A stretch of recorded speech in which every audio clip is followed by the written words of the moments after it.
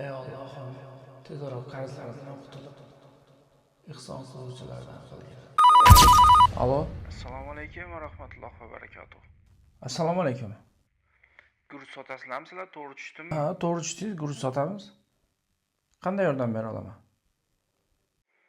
Men Yunusoboddagi masjiddan Qorakez bo'laman. Bu oy muborak ro'za-yu Ramazon oyi sababli qiynalgan xonadonlarga yordam bermoqchi edik.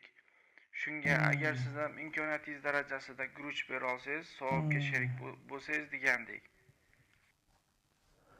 Xo'p, tushundim sizni qor aka. Men o'zi savob tushunadigan bo'laman, alhamdulillah.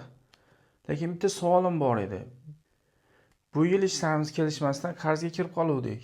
Bir ikkita tanishimizdan qarz ko'taruvdik. Shunga hali qarzlarim uzib bo'lmadim. Ehson qilsam nima bo'ladi? Nima deysiz shunga? Yo'q, unaqada siz avval qarzlaringizdan qutulib oling. Allohim mushkulingizni yengil qilsin, qarzlaringizdan qutulishni nasib qilsin.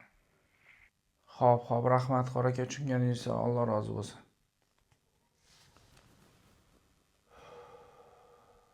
Ey Allohim, tezroq qarzlarimdan qutulib, ihson qiluvchilardan qilgin.